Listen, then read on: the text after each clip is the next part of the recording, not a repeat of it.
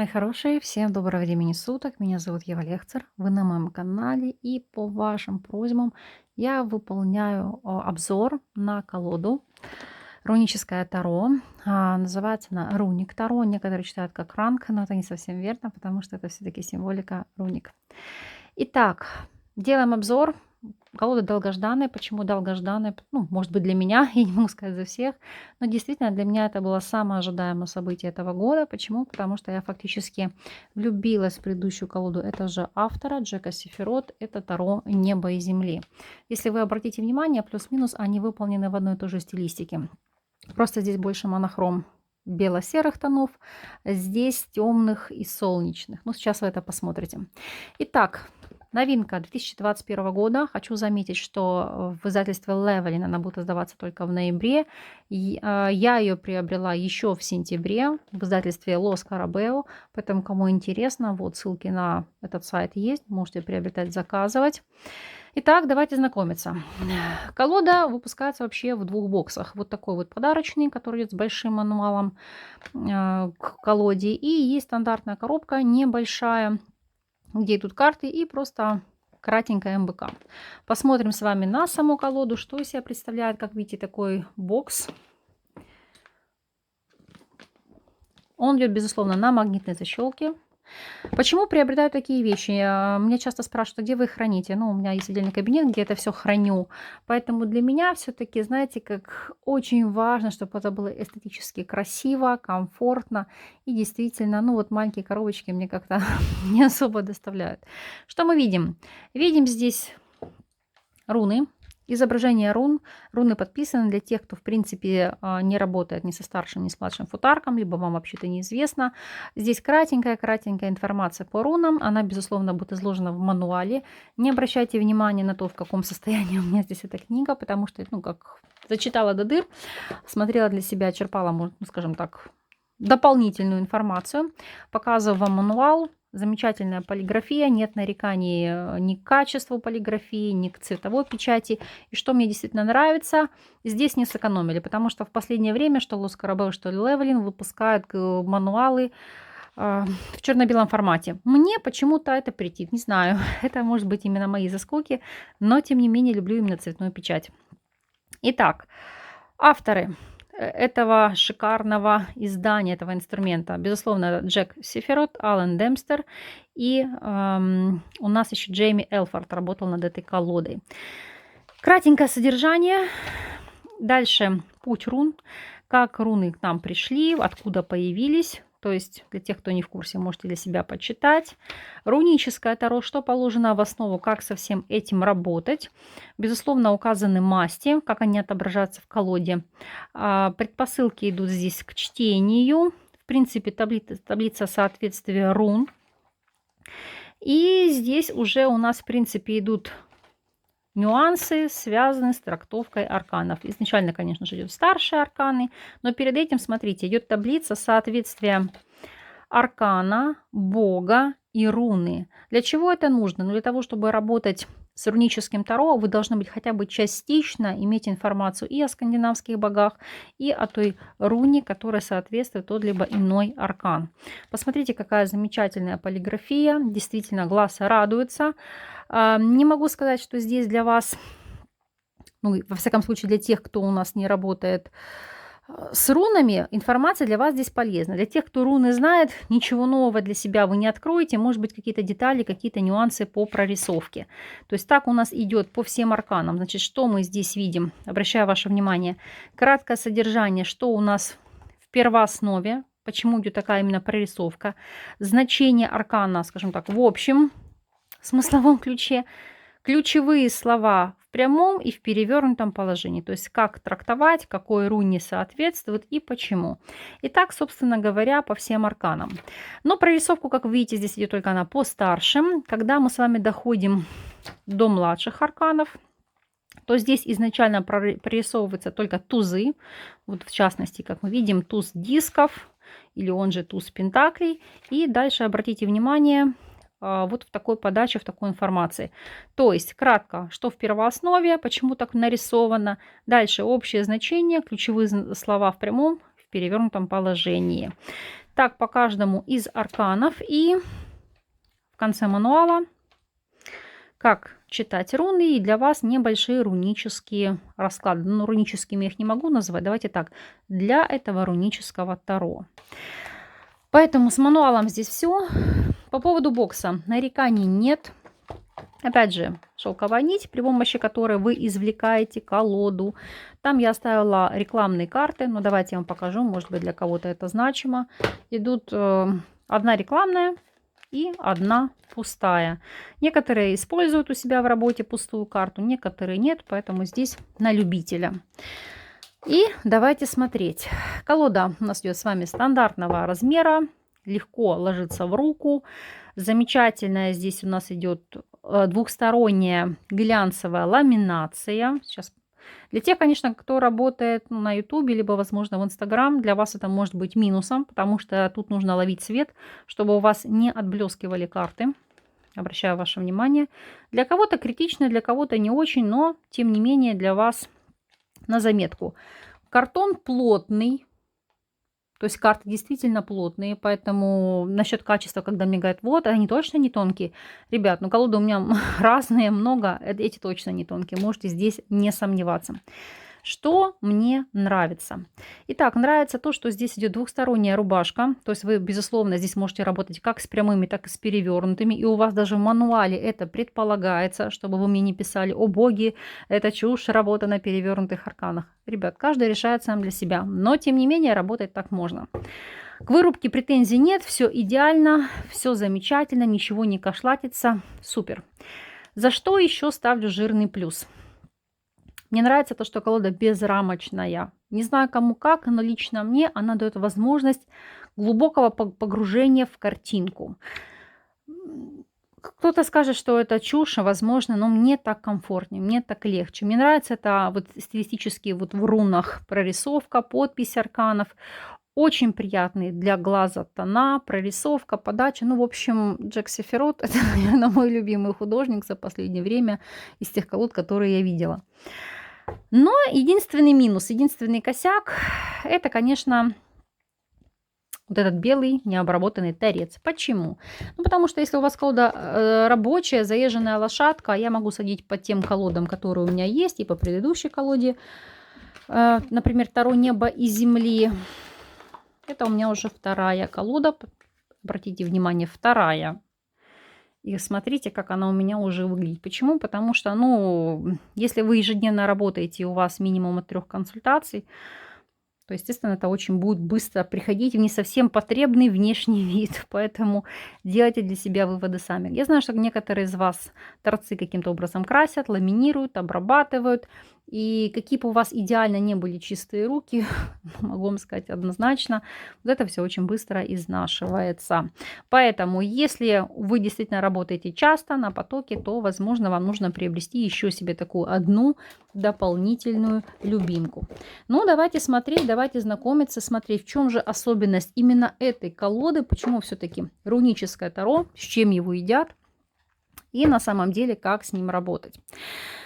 Итак, давайте в 2 словах пробегусь вам по поводу рун, то, что здесь у нас заложено, и на что вам необходимо здесь обратить внимание. Для тех, кто как бы не знает, здесь у нас в основу положены руны, а именно рунический футарк. В частности, как показывают, точнее, подают нам информацию создатели этой колоды, они указывают, что весь рунический алфавит, который здесь используется, а именно нордические руны, они показаны на всех старших арканах, то здесь они взяты из различных рунических алфавитов. То есть кто-то брал часть из англосаксонского футарка, остальные здесь у нас, в принципе, как в основоположнике это рунический турот. Ну, он же старший футарк, поэтому здесь руны это как начертания, вот эти вот палочки, чтобы вам было понятно. Ну вот здесь, в частности, на аркане дурак мы не видим так близко. Ну вот, допустим, маг, видите, вот здесь у нас изображена руна, потому что здесь нужно приглядываться. То здесь руны, они в первую очередь указывают на множество применений, потому что их использовали для общения, для обучения, для магии, для предсказания, в принципе, ну, как вам сказать, в принципе, эта символика нам не только рассказывает истории. Хавамал — это старинное вот скандинавское стихотворение, в котором описывается, как Один, это бог скандинавский, перенес себя в жертву самому себе и затем нашел руны для общения с людьми, которые находятся под его защитой. Вот это старейший источник знаний о рунах, потому что история гласит о том, что Один отправился в Игдрасиль, чтобы получить ответы на свои проблемы, с которыми столкнулся он и его народ. Он повесился на дереве, ударил себя ножом в качестве жертвы. Так он провисел 9 дней и 9 ночей, пока не получил знак. Он посмотрел вниз на землю, обнаружил руны, собрал эти символы и отнес их племени. Ну и оказавшись там, он научил их использовать это племя для общения и получения ответов. Эту символику, эти руны как таковые. Итак, как работать? Как они показывают, что вот если сложить руны и таро вместе, получится прекрасный компаньон двух отдельных систем. Основная задача — научиться понимать, что они говорят, как независимо каждый из этих инструментов мантических, так и вместе. Будьте терпеливы при работе с руническим таро, потому что придать смысл вашему вопросу может быть очень нелегко. И для расшифровки значений некоторым из вас потребуется время. На что делают акцент авторы данного издания? Что здесь в первую очередь каждая карта, она содержит в себе множество знаний. Наслаждайтесь процессом расшифровки, погружения в поток информации. И самое главное, что для толкования текущих карт нет неправильных ответов. Слушайте ту информацию, которая идет вам.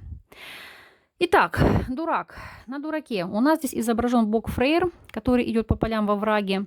Как мы видим, позади него идут заснеженные холмы, он поднимает голову к солнцу, и мы видим у него меч не на боку, а на плече.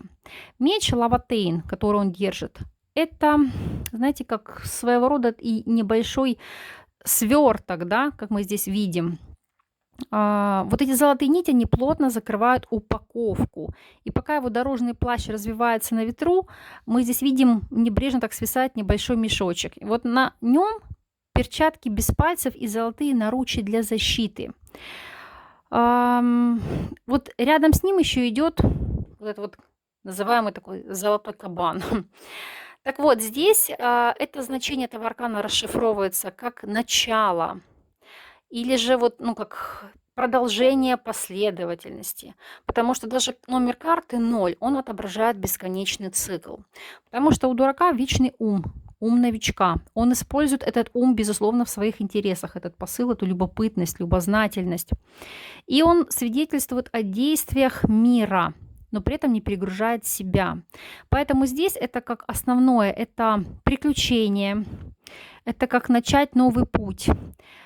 Здесь, в принципе, руна, которая подает информацию, что имейте веру, начинайте путешествие, свободу, преодолевайте трудности. Вот когда у нас здесь идет перевернутое значение, то здесь в первую очередь это, знаете, как стопор, срыв, это необдуманные действия, необдуманные шаги, нежелание меняться, чувство сдержанности, фиксированная позиция. Ну и здесь необходимость разблокировать себя. В целом, этот аркан у нас соответствует руне Джера, либо некоторые еще называют ее руна Ера. Ну, я не буду говорить, кто корректно называет, кто нет, каждому свое. Так вот, это символика урожая, радости, естественных вещей.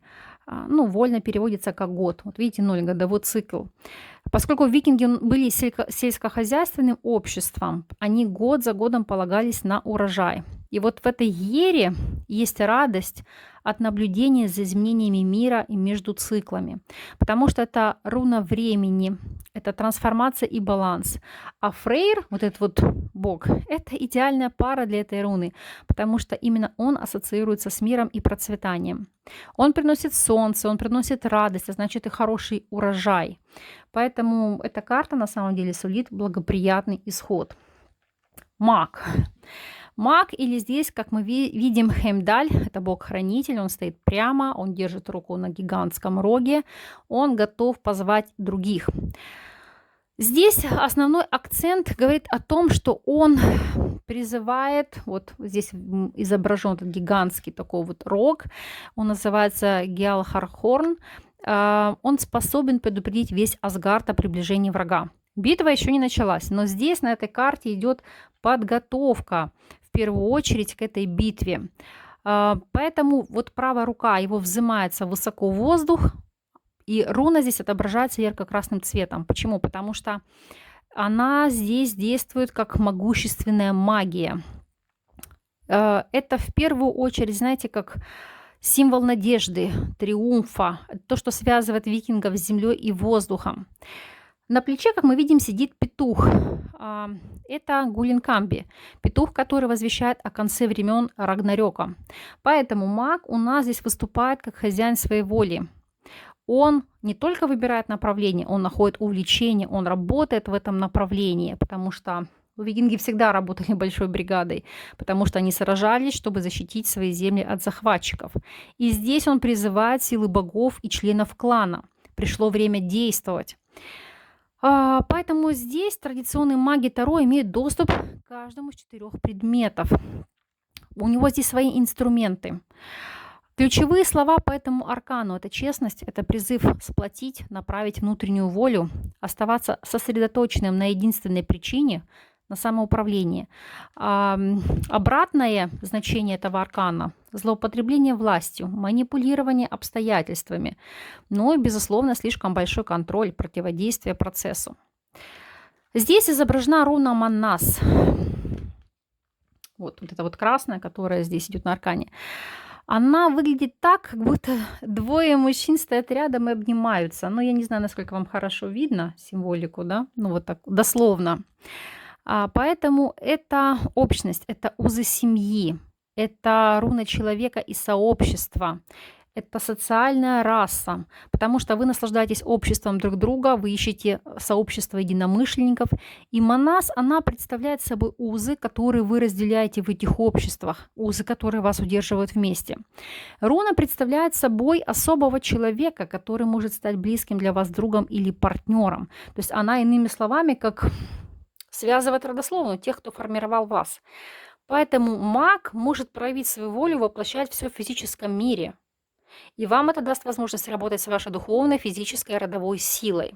Ну и плюс, помимо всего прочего, это соответствует памяти, мистике, умственным поискам. Поэтому, используя эту руну в магических проявлениях, вы можете призвать способность связать вас с богами наверху, с могущественными мертвыми внизу. Не зря здесь значение по карте как наверху, так и внизу. Руна усиляет это намерение. Если вы нарисовали эту руну, обратите внимание на свое наследие и тех, кого вы считаете своей семьей, с кем вы хотите единиться. Жрица. Здесь идет изображение верховной жрицы Сен-Кнона. Она стоит между 2 котлами в лесной местности, носит такую вот полупрозрачную одежду, и здесь видно ее хрупкое тело. На шее у нее золотой медальон, черная краска со лба стекает по щекам. И вот здесь в первую очередь идет акцент на ярко-желтом пламени, которое идет высоко, вот от котла поднимается вверх. А в горшке справа лежат обломки дерева, которое превратилось в пепел. За ней стоит божественное существо Аудумбла. Вот, это такой, можно сказать, зубр.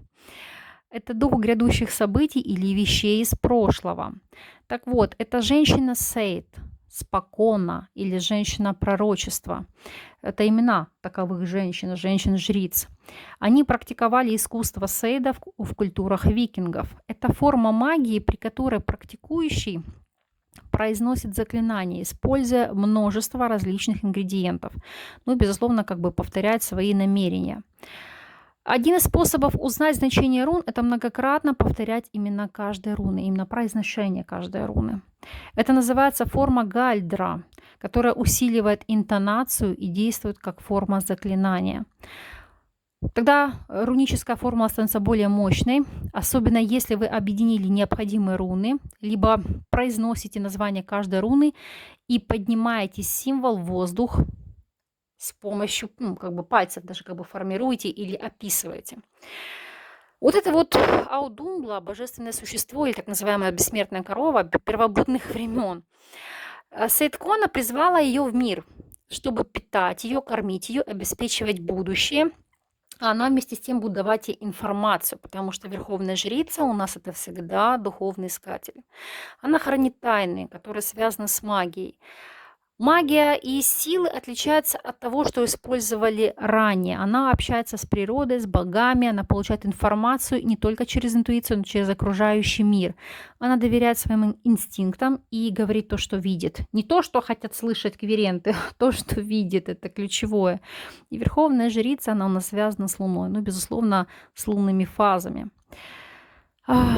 Что здесь происходит? Мы видим здесь связь с божественным, видим, чтобы она пытается помочь тем, кто к ней приходит. И даже если эти видения и прозрения приносят негатив и печаль. Ключевые слова по этому аркану – это прислушивайтесь к своей интуиции, гальдру руны. Доверяйте Вселенной, общайтесь с божественной лунной магией. В плане перевернутого аркана это недоверие, это сомнение в своих способностях, это несоответствие цели вашей души. И это будет позволять другим указывать, знаете, как навязывать свое мнение, когда жрица идет перевернута. Здесь руна плохо видна, но я поднесу вам поближе. Видите, у нее в волосах идут такие, как, не знаю, украшения. И на шее у нее насечена вот на этом амулете эта руна. Руна Урус. Это истоки, это отвага, это стойкость. Потому что руна получила свое название от зубра, древнего крупного рогатого скота, похожего на бизона или дикую корову. Ну вот, по сути, то, что у нас здесь и есть. Урус вызывает храбрость и силу древних зверей. Она вызывает к стойкости духа, когда вам нужен толчок, чтобы пережить ситуацию. Поэтому перенесите истоки и магию Сейконона, чтобы направлять свою интуицию. Позвольте интуиции вести вас и лечить вас. Это вот основное значение данного аркана. Жрица. Что у нас здесь? Богиня Фрик. Она сидит в прекрасно украшенном кресле. Нанесение платья. В правой руке она держит вращающуюся иглу напротив колеса. Руна Беркано. Почему? Потому что здесь она у нас изображена в центре прялки. Вот акцент, как в виде буковки «Б». И ребенок протягивает руку, чтобы схватить платье этой женщины, этой матери. Меч и щит богини упираются в одну из ножек стула. Он окрашен в белые и красные полосы. Щит, который вот рядышком здесь еще стоит. Так вот, о чем здесь идет значение? Императрица II представляет собой архетип Творца. В ней заложено стремление творить и строить. Ее способность воплощать в реальность – это самая мощнейшая идея. Обычно Таро, стандартное, классическое, оно ограничивает этот процесс рождением новой жизни. Однако энергия императрицы, она более обширна, потому что она не только умеет прясть, доносить, творить. У нее есть видение дизайна, желание воплотить все идеи в жизнь. Не зря говорят, что те, кто обладает руной императрица, по сути, руной арканом императрица в дате рождения, это люди, как правило, творческие, имеющие хороший вкус. И здесь, на самом деле, хотя императрица здесь кажется молодой, такой, скажем так, одомашненной, на самом деле это не так. Потому что женщины-викинги всегда были сильными воинами. Их всегда учили защищать себя, свои кланы мечами и щитами. Матери это были самые яростные защитники, потому что они отстаивали род, особенно когда их дети попадали в беду. Поэтому императрица здесь, в принципе, готова убить за своего ребенка. Наряды на стуле и одежда показывают, насколько эта императрица ценит качество. Сундук у ее ног на приобретенное богатство. Она состоятельна, она не останется голодной, ни она, ни ее ребенок. И здесь в первую очередь она, знаете, как работает на свой клан. Она пытается его обеспечить, поэтому она вот придет на будущее. И это указывает на то, что она будет стараться, стремиться крутить эту вот прялку еще много дней. Итак, значение, безусловно, это изобилие, это творческое начало, это наслаждение красотой Земли, это любовь к себе, это чувство счастья и удовлетворения. В перевернутом это, естественно, у нас подавленность, это чувство страха, это блоки творчества, это бесплодие, это потери. В общем, перечислять можно очень долго. Беркана у нас, в принципе, руна, которая отвечает за рождение, жизненные циклы и творчество, потому что она дает жизненную ипостась. Это руна плодородия, это понятие матери и заботы. По форме руна напоминает грудь и живот беременной женщины. Ну вот как бы, как правило, здесь идет верхняя буковка поменьше, а вторая побольше. Ну вот не буковка, как это вот в прорисовке, то есть чуть поменьше, здесь побольше должно быть. Так вот, эта руна помогает вам подключаться к обрядам, проходам, с которыми вы сталкиваетесь при жизни, потому что Беркана является, знаете, как ипостасью архетипа матери. Она также символизирует собой еще березу, соотносится с деревом береза. Так вот, это созидание, это воспитание близких, детей, это забота о своем окружении, потому что здесь и карта, и руна представляют собой циклы и испытания, которые несут все матери.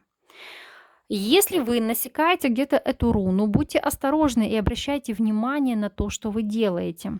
Прекратите торопиться с процессом, снижайте скорость, делайте каждое движение намеренно и осторожно, потому что жизнь – это не то, через что нужно пробежать. Стремитесь к тому, что вы делаете, развивайте свое дело, смотрите, как оно растет. Это ключевое значение по этому аркану. Император. Ну, здесь Тор, бог нордический, и он соотносится с руной Турисас. Почему? Мы видим, она у нас изображена на его поясе. Тор – это сын Одина, бог грома и защиты. Он олицетворяет архетип преданности, приверженности. Он защищает Асгард от гигантов и других существ, которые хотят отнять землю у азиров, потому что Тор – сильнейший воин пантеона. Его пояс придает ему дополнительную силу. Его молот сбивает молнию. Он делает идеального императора для рунического Таро, составляет собой своим прообразом. Император вообще имеет собой как бы жестокий архетип Таро, да, потому что все подчиняются ему. Это властный человек, он не сомневается в себе. Он устанавливает строгие границы, все следуют его примеру. И ключевые значения по данному аркану – это физическая сила, это демонстрация особенностей, способностей, это четкое определение ожиданий, это концентрация на действиях и результатах. Ну, естественно, в перевернутом положении это отсутствие хороших границ, это слишком жесткие, ненадежные, либо завышенные ожидания. Турисас вообще это руна Тора. Она получила свое название и форму от острых шипов, которые мы здесь можем увидеть, которые причиняют непосредственно боль. Поэтому это в первую очередь, знаете, как многие ассоциируют это с розами, либо с ягодным кустом, потому что шипы причиняют боль, и нужна некая сила, чтобы справиться с их разрастанием. Вообще, как бы рунические мастера рун, они связывают эту руну с Тором и гигантами.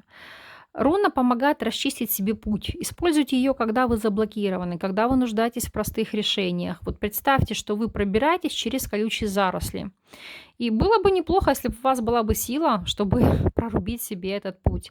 Потому что Турисас, он всегда помогает сосредоточиться и получить доступ к необходимой вам энергии. Еще такое, как дополнительное значение, это как разбивать какие-то глобальные задачи на незначительные, более мелкие шаги, чтобы вы смогли их выполнять. Так, Иерофант, он же папа, он же первосвященник, он же жрец. Бог Форсети, сын Бальдра, восседает на каменном троне. Что мы здесь видим? Это в первую очередь Бог, на него смотрят его, скажем так, последователи. И здесь рядом с ними стоит собака, в зубах она держит меч. Не знаю, насколько вам хорошо видно. Вот она здесь восседает возле этого папы. Иерофант соответствует руне Райда. Она появляется на этом аркане. И здесь это бог справедливости, бог примирения. Он проявляется своей самой мощной силой, он помогает разрешать разногласия между викингами и племенами. Он, в принципе, представляет собой влиятельную фигуру в обществе, духовного учителя, и во многих колодах его фигура связана с религиозными и моральными темами. Потому что иерофант – это у нас учитель, это наставник, тот человек, который передает опыт. И здесь в первую очередь ключевые значения по этому аркану – это честность, это принятие верных решений, пробуждение к пониманию, к знаниям, к обучению, к религии. Это хранитель культурных знаний.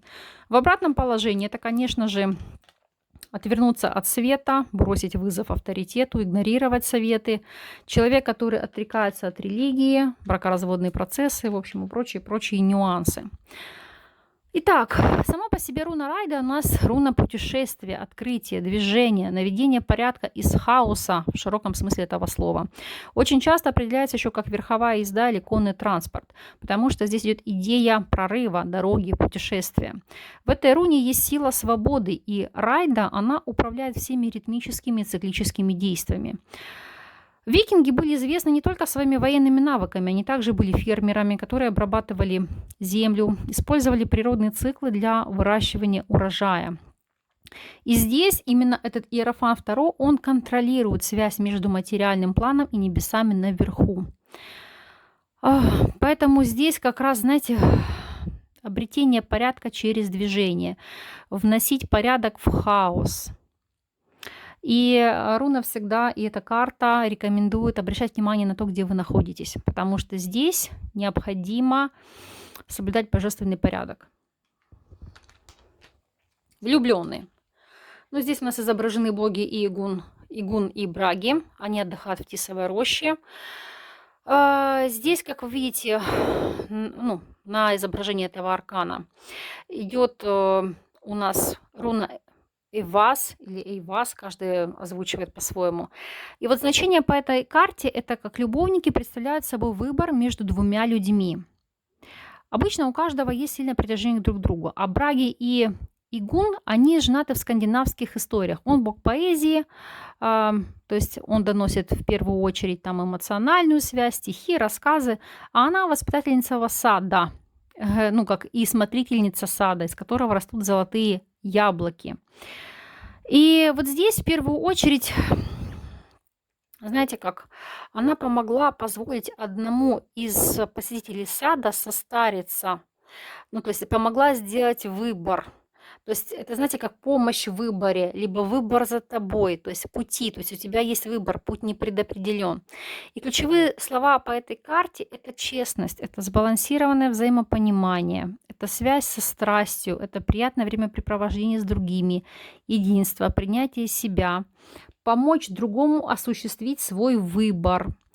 В перевернутом же положении это нестабильный источник вашей жизни, это отношения без любви, это, в принципе, обидные эмоции, это принуждение к чему-то. Здесь, как мы видим по этой ситуации, вот тут две руны, видите, Эйвас и Гебо. Вот у девушки одна руна, не знаю, насколько хорошо видно на карте, у мужчины здесь другая руна изображена.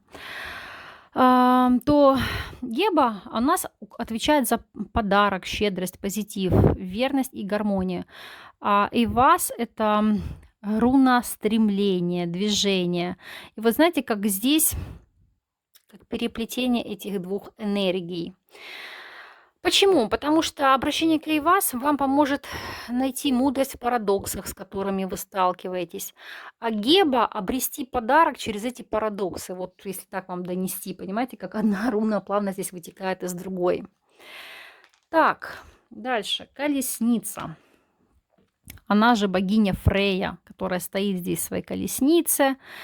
Богиня войны, королева валькирий. Прекрасная женщина. Говорят, что она была замужем за Одином, да, и вот она самая близкая по силе богиня к богине Ад. Вот таким образом здесь она изображена как на колеснице, как ведущая. Так вот, ключевые слова по этому аркану – это выбирайте свою судьбу, это действуйте быстро, держитесь твердой руки, доверяйте своему пути, ловите момент. Ну, естественно, в перевернутом положении это проясняйте свои цели, набирайтесь силы, то есть и сосредоточьтесь на чем-то одном, заземлите себя. Здесь, как мы видим, у нас на колеснице изображена руна Кинас. Кинас — энтузиазм, энергия, напористость. Кинал — это всегда означает факел. В рунических терминах это очаг, иногда даже дом, потому что здесь в первую очередь факелы обеспечивали освещение, когда семьи находились внутри своих домов. Это общинный образ жизни, это в первую очередь элемент для поддержания жизни. И без него нас окружал бы холод, мы бы умирали, потому что кинас — это руна разрушения ради трансформации, ради переделки. То есть мы делаем то, что нам нужно, чтобы выжить. Это, знаете, как очищение от старого и умирающего. Это уступить место новому. Викинги вообще кремировали своих мертвецов. Почему? Потому что они знали смерть и предавали как жертву, дабы замолить смерть через силу огня. Поэтому здесь Кинас указывает на то, что пора проложить свой путь. Двигайтесь вперед, переведите свою судьбу в движение. Далее, аркан сила, либо он прочность. Здесь богиня Труд, она склоняет голову на лоб белого медведя. Здесь медведь, понимающе склоняет голову, закрывает глаза, и вот между ними существует чувство доверия. Труд — это скандинавская богиня, которая олицетворяет силу. Она дочь Тора и Сифа. Хорошо известна своими боевыми навыками. Она победила существо Алвиса, задав ему разные вопросы. Она всю ночь не давала ему уснуть. И вот когда он проснулся, он превратился в камень. Поэтому, следовательно, по этой карте демонстрация силы не обязательно означает внешнюю мощь. Это показывает силу понимания и познания. И образ силы также призывает норвежского короля белых медведей Валимона. Он как бы позиционировал силу и доброту. Поэтому в первую очередь, о чем говорит нам эта карта? Это таланты, это мужество столкнуться с невзгодами. В перевернутом положении это, знаете, как непреодолимые проблемы, подавляемая правда, не иметь сострадания, это неудачи. Здесь, как мы видим, обратите внимание, вот, почему-то на некоторых арканах плохо видно прорисовка рун. Вуньо. Она в первую очередь указывает на ситуацию, знаете, как радости, блаженства. Она посвящена празднованию своей жизни. Это, знаете, как руна, которая напоминает вам о хорошем, того, что есть в вашем, знаете, как в вашей ситуации, в вашем ресурсе. Она, знаете, как пора благословения, которое у вас есть. Если вы преуспели в жизни, боги хотят вас видеть в успехе. У вас всегда есть выбор следовать своим увлечениям, относиться к ним с заботой и уважением. Это руна, которая говорит о том, что если у вас что-то не получается, то будьте настойчивей, преодолевайте невзгоды и знайте, что в конце всегда будет что-то лучшее, что ждет вас за ваши труды и старания. Так, отшельник. Ну, по отшельнику. Корни дерева, которые спускаются в темную почву земли. И здесь лицо старика выглядывает из центра дерева. Это Мимир, великан, мастер мудрости. Он бледен, у него темно-синие глаза, красный нос, белые волосы. Так вот, здесь небольшой светящийся источник света появляется на земле. Вот видите, вот такой вот маленький такой. Это глаз Одина. Он представляет собой цену мудрости и знаний. И отшельник — это карта поиска ответов. Это процесс истинного познания, и понимание знания не является мгновенным. На это требуется время, медитация, самоанализ и для преобразования информации. И центральная фигура в этом отшельнике, она в первую очередь показывает на обретение уединенного места для того, чтобы вы могли сосредоточиться на себе, на своих проблемах и решить любую для вас ситуацию. Но чтобы ее решить, вам необходимо в первую очередь неподвижность и созерцание. Ключевые слова: размышление, уединение, глубокое понимание, желание делиться своей мудростью с другими, решение проблем. Перевернутое — это вторжение в священное пространство, это изоляция, это держать вещи при себе, это оставаться слишком занятым, чтобы слышать внутреннюю мудрость. Здесь, если вы обратите внимание, у нас этот вот отшельник соответствует руне Иса. Она у нас насечена у него на лбу. Она, ну, это просто одна такая вот линия. Она представляет собой холод, мороз. Иса нам напоминает о том, чтобы мы оставались неподвижными, чтобы пережить какие-то унылые времена. Здесь, знаете, как нужно время для решения вопросов. Нужно притормозить и остыть. Не торопитесь, чтобы что-то спланировать, что происходит. Подумайте о том, чтобы вы могли сказать, прежде чем пожалеть о том, что вылетит из вашего рта. Это, в принципе, необходимость задержки во времени для обработки информации и получения мудрого и честного ответа. Так, колесо фортуны. 3 женщины в туманном болоте. Это норны. Они стоят перед гигантской прялкой, и вот 12 спиц расходятся по колесу. На оси в центре, где все сходится, появляется светящийся знак. Так вот, это в первую очередь, знаете, как единение судеб. Норн справа, скулт, вот женщина носит мантию, красный плащ. Она в первую очередь норм будущего. Здесь та, которая у нас идет по левой стороне, это норм прошлого. И то, что посередине, это у нас настоящее, то есть колесо судьбы. То есть у нас объединяет вот эти вот сплетения прошлого, настоящего и будущего.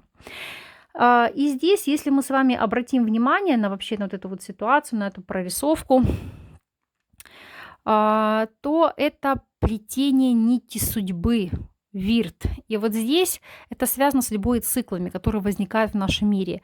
Это пересечение времени и обстоятельств. То есть судьба, которая, как многие считают, предопределена. Длина нити – это заранее определенное количество жизней, которое получает каждый из нас.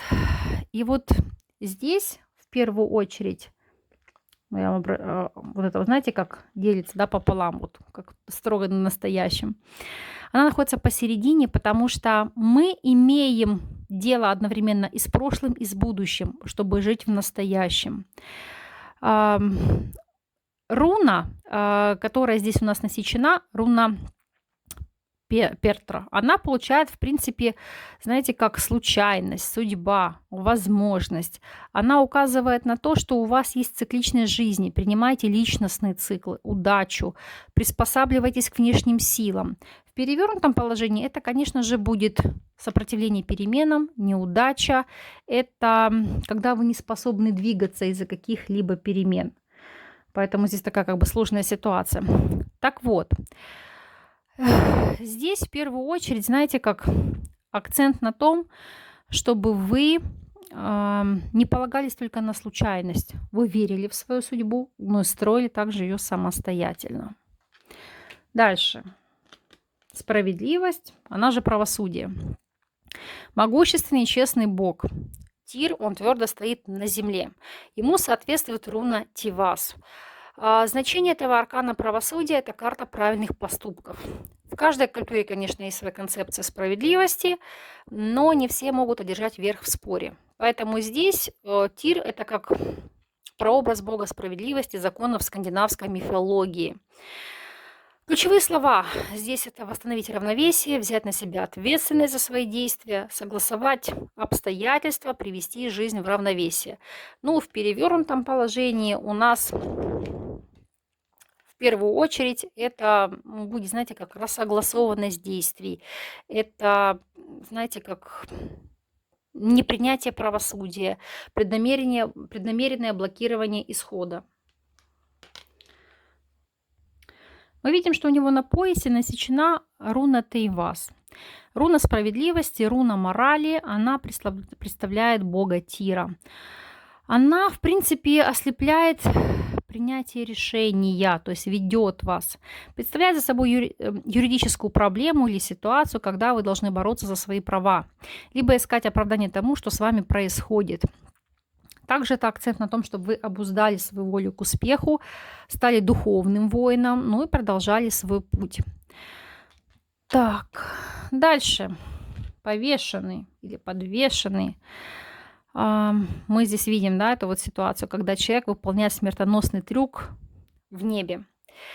Здесь у нас вот насечена руна. И значение по этому аркану основное — это в первую очередь, знаете, как принять жертву, то, что происходит, а, обернуть свои страдания в какой-то рост, потому что здесь просветление, это победа над своими усилиями, это быть там, где вам нужно быть, знаете как, быть здесь и сейчас. Это, знаете, посмотреть на ситуацию под другим углом. Если в обратном положении, это ваша вера ослабевает, пробуждайтесь к новым вызовам, уменьшайте масштаб действий и оценивайте ситуацию. Руна Эйвас — это, в принципе, руна духовного восхождения, то, что вам помогает установить связи. Очень часто, кстати, ну, ее соотносят с позвоночником человека. И, соответственно, это также руна передвижения из одного состояния в другое. Как правило, это какие-то трудные задачи, которые вам необходимо преодолеть. Вот так. Так, ну Один, да, здесь у нас стоит у ворот Волгалу. Это у нас аркан смерти. Ну, не буду дословно долго рассказывать. Итак, в первую очередь, значения по этим арканам у нас идут. Это переход из одного состояния к другому. Это призвание вступить в новую фазу вашей духовной жизни. Это возрождение. Это переход в иное состояние. Это может быть действительно как бы смерть, но в связке с определенными арканами. В перевернутом положении это нежелание меняться, это навязчивые мысли, это сдерживание себя, зацикленность на повторении, ну и сохранение полезных привычек. Итак, здесь на этой карте у нас изображена руна Ансус. Это руна, которая представляет божественную силу, то есть источник всего. То есть она характеризует самого Одина, да, человека, бога, который переносит души достойных в Волналу. И здесь в первую очередь она дает людям знания, чтобы уважать тех, кто их создал, говорить правду, потому что это руна вдохновения и общения. Здесь в первую очередь, знаете, как в эту руну закладывается вся энергетическая мощь, особенно когда ты хочешь, чтобы тебя услышали и чтобы твои слова обрели, в принципе, какое-то ключевое значение, достигли результата. Так, руна баланса, руна, господи, аркан умеренности. У нас здесь изображена богиня Сиф, которая стоит посреди долины между двумя горными хребтами. Так вот, здесь она соответствует руне Дагас. Вот они в виде бабочек. Я не знаю, насколько хорошо видно. Попытаюсь вам приблизить.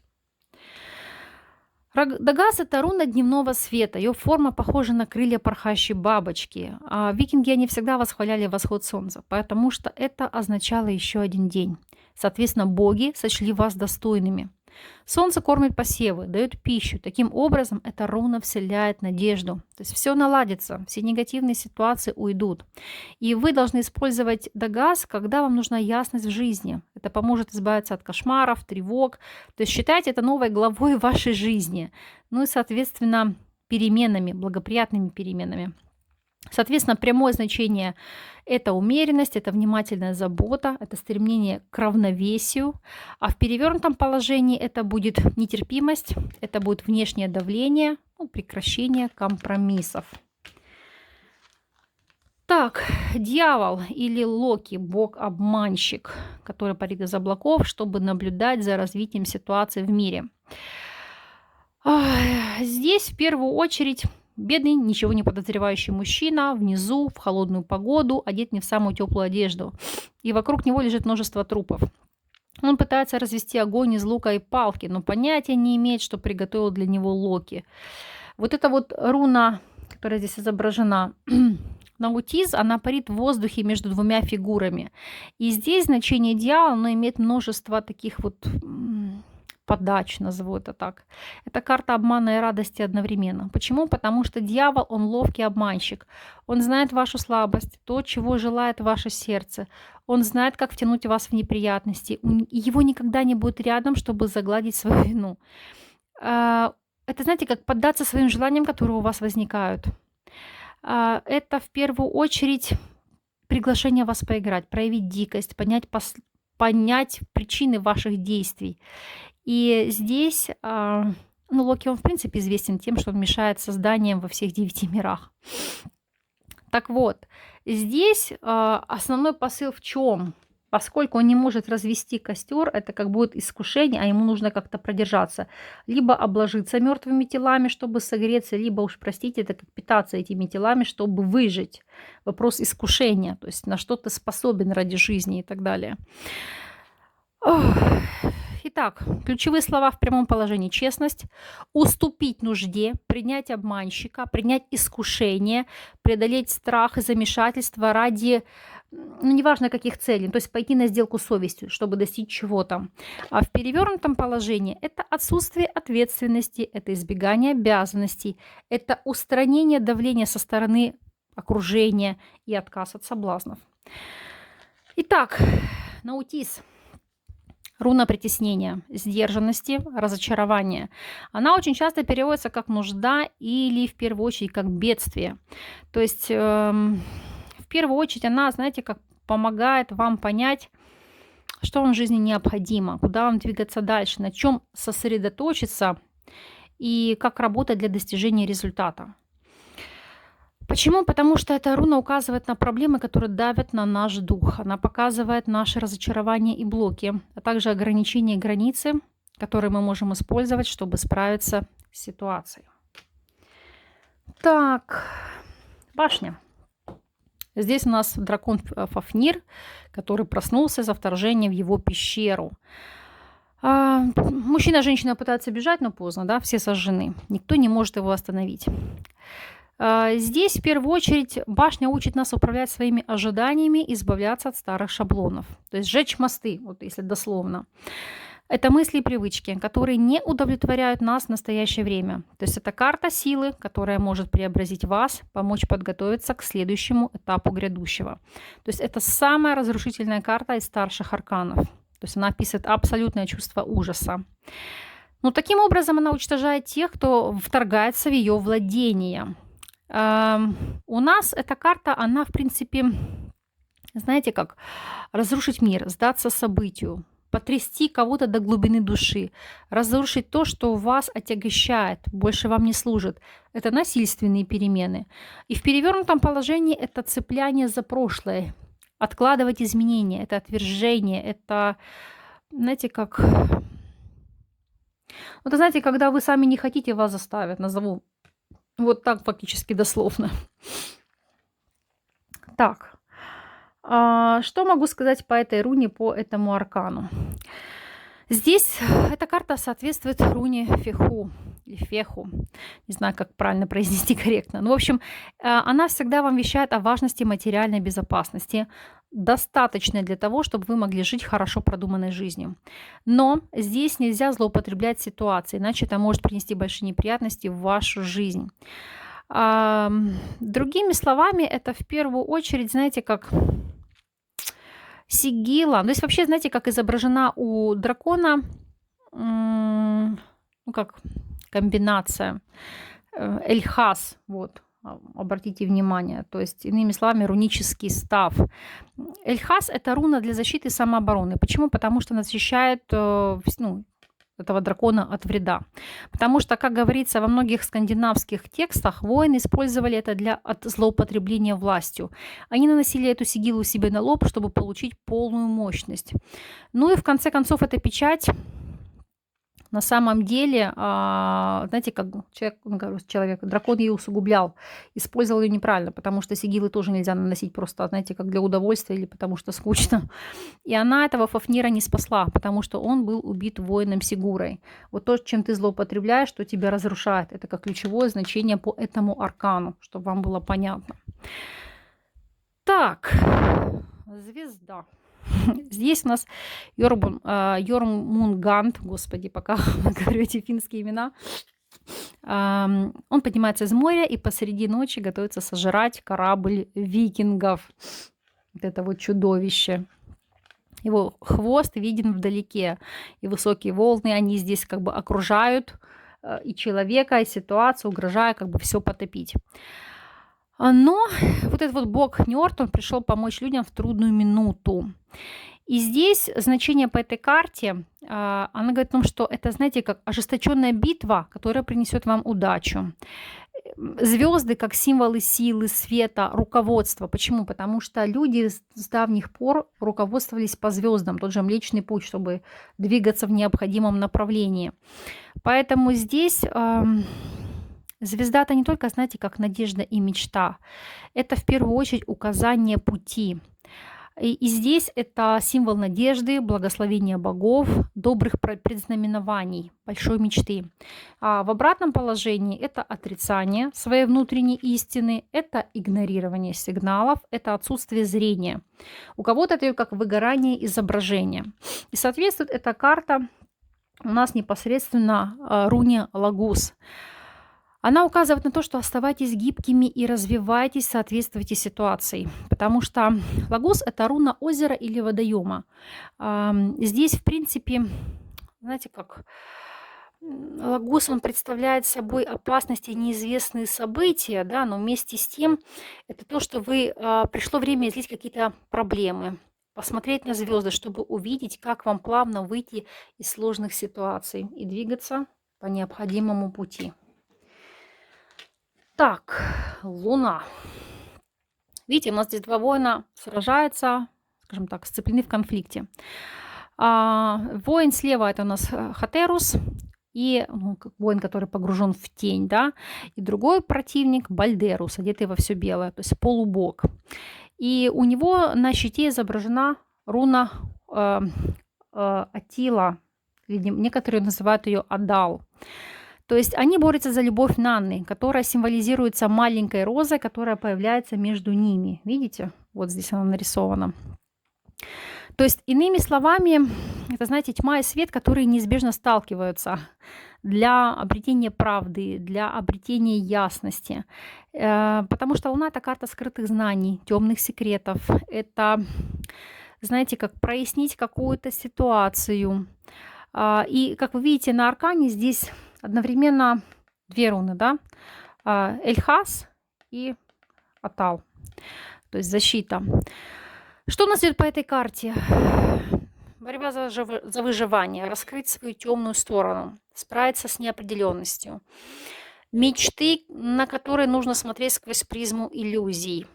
Определиться с иллюзиями, отбросить их, смотреть в лицо страхом. В перевернутом положении это нечеткость, это как ищите свет, который вы можете пролить на свою проблему, расшифровываете тени, исследуйте детали своей жизни, то есть что у вас происходит.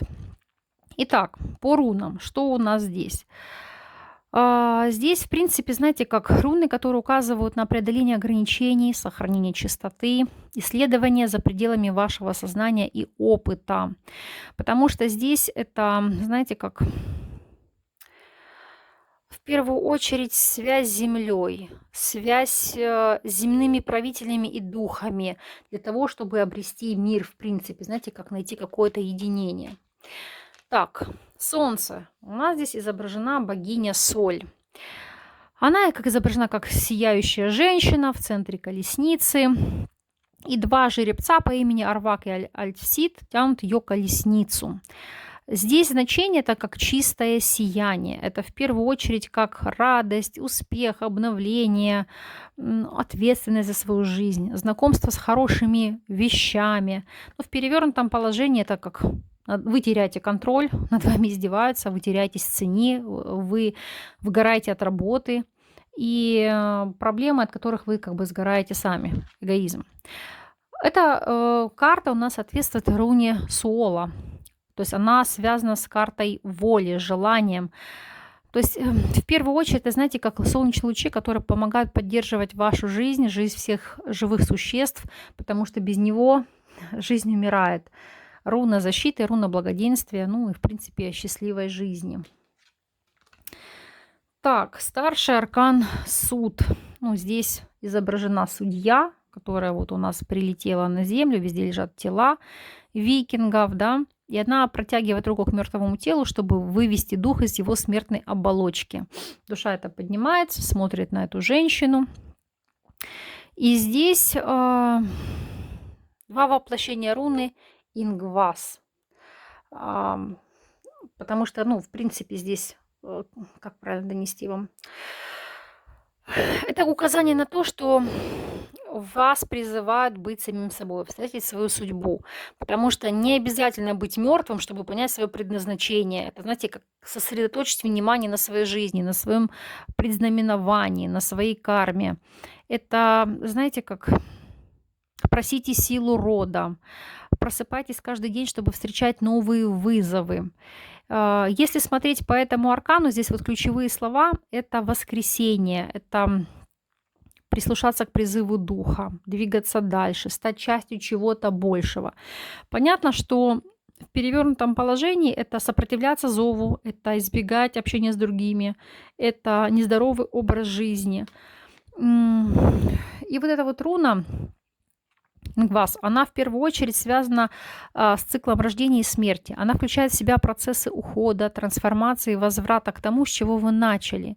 Все это находится, ну, как под вашим управлением. И знаете, как руна призывает, возьмите свой внутренний потенциал, развивайте его, наблюдайте за своим созреванием и ростом и двигайтесь дальше. Если что-то у вас не получается, опускаются руки, вы перегорели или умерли, возрождайтесь и начинайте наново. Так, ну и мир. Здесь у нас, в принципе, знаете, как великий мир, который выше крошечных смертных, который мы видим здесь. Вот, если посмотреть в целом, вот изображены люди, да, которые стоят на карте. Акцент по этой ситуации — это чувство завершенности, это хорошо выполненная работа, это достигнутый рубеж, отдача своему сообществу. В перевернутом положении это будет скорбь по потерянным вещам, это страх быть увиденным. Здесь в первую очередь отпустить ситуацию. Эта руна соответствует руне Хагалас. И все оно связано с тем, что, это, знаете, как буря творения.